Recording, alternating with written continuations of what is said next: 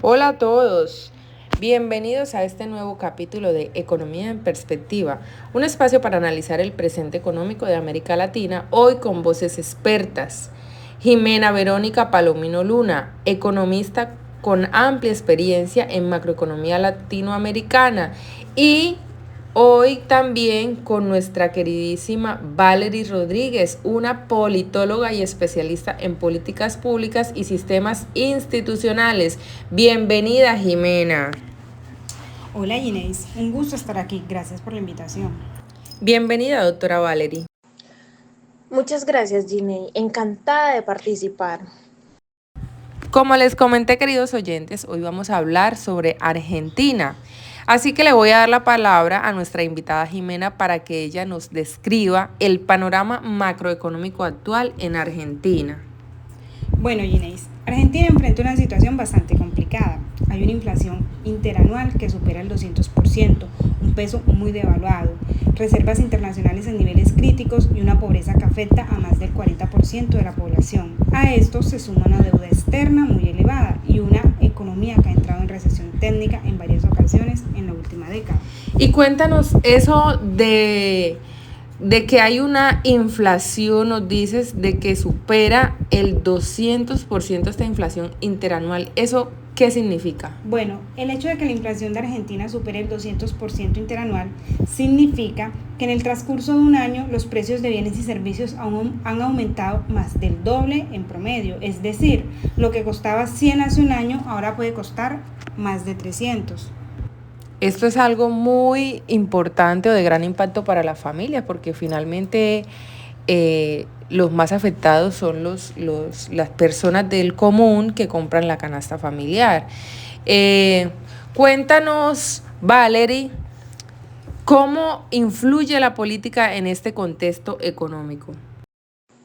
Bueno, la política en Argentina ha sido clave. Lo que vemos es un ciclo constante de cambio de rumbo. Pasamos de políticas de corte liberal, como las de Macri, a modelos más intervencionistas, como los de Fernández. Y ahora con el nuevo gobierno de Meli estamos viendo un enfoque radicalmente liberal. Esta falta de continuidad genera desconfianza, tanto interna como externa, y eso afecta directamente los indicadores económicos, que vienen siendo el Producto Interno Bruto, el peso versus el dólar y la tasa de interés.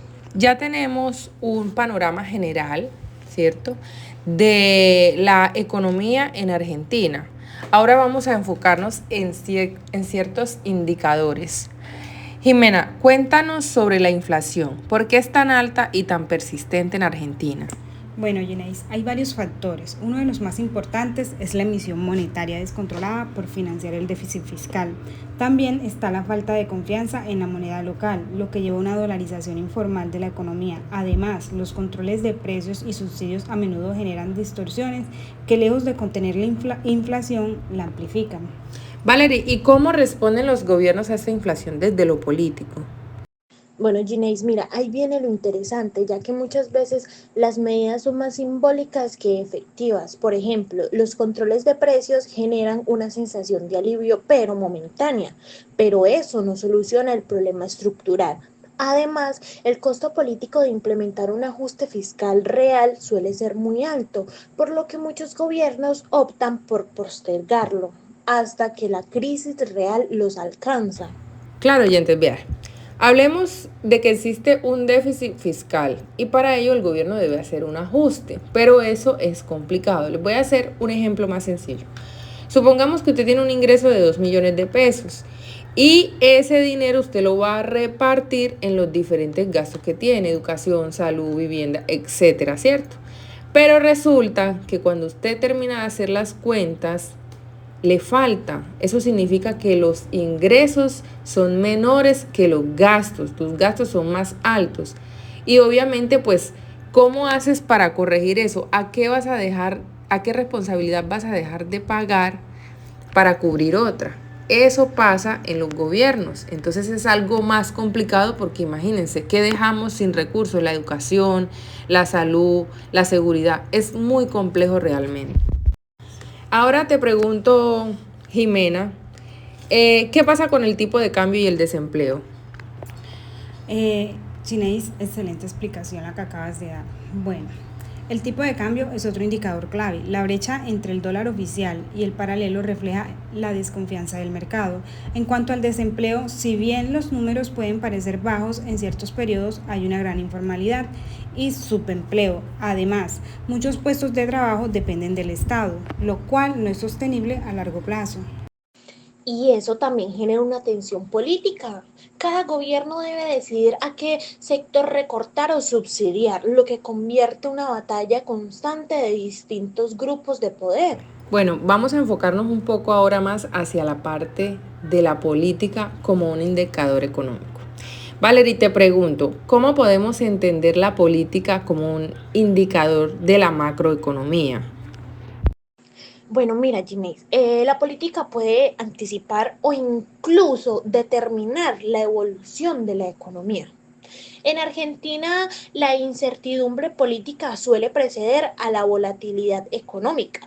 Por ejemplo, cuando hay elecciones, el mercado financiero reacciona fuertemente a las encuestas. Además, los discursos populistas o liberales extremos generan nerviosismo porque no hay claridad sobre las reglas del juego. Jimena, ¿nos puedes dar ejemplos concretos de gobiernos que hayan impactado directamente los indicadores económicos? Claro, cómo no. Durante el gobierno de Macri se intentó abrir la economía y eliminar subsidios, pero sin suficiente respaldo político. Luego con Fernández se reintrodujeron los controles de capital y se incrementó el gasto público. Ahora con Milei se plantea una política de shock, ajuste fiscal severo, recorte del gasto público y desregulación, lo cual puede estabilizar algunos indicadores, pero con alto costo social en el corto plazo. Y cuéntanos, cuando hablas de desregulación, ¿a qué te refieres? Bueno, Ginny, cuando hablamos de desregulación nos referimos a la eliminación o reducción de normas, controles o intervenciones del Estado sobre la actividad económica, esto con el objetivo de dejar que el mercado funcione libremente. O sea que en pocas palabras eso significa darle más cabida o quitarle restricciones al trabajo informal, a las empresas que no están, digamos, legalmente constituidas, por así decirlo. Sí. Debido a que hay una incertidumbre económica, las personas no tienen claridad del costo de producción, por ejemplo, y por este motivo prefieren trabajar de manera informal, evitando pagar impuestos. Ok, entiendo.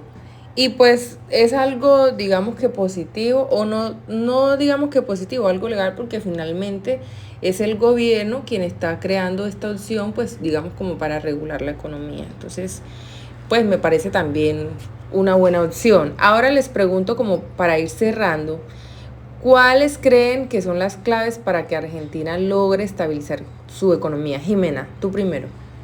Bueno, Ginés, desde lo económico es fundamental lograr un acuerdo político que permita implementar reformas estructurales a largo plazo, como reducción del déficit, control monetario real y políticas productivas que generan empleo genuino. Claro, Jimena, y es que desde la política se necesita fortalecer las instituciones, generar consensos básicos y evitar el péndulo ideológico extremo. La estabilidad política es la base de una economía predecible. Bueno, queridos oyentes, esto ha sido todo por el día de hoy. Muchas gracias Valerie y Jimena por compartir su conocimiento y su visión sobre este tema que realmente es muy complejo.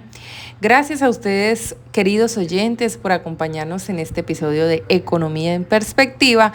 Recuerden que si les gustó el contenido, no olviden compartirlo y seguirnos en nuestras plataformas. Hasta la próxima.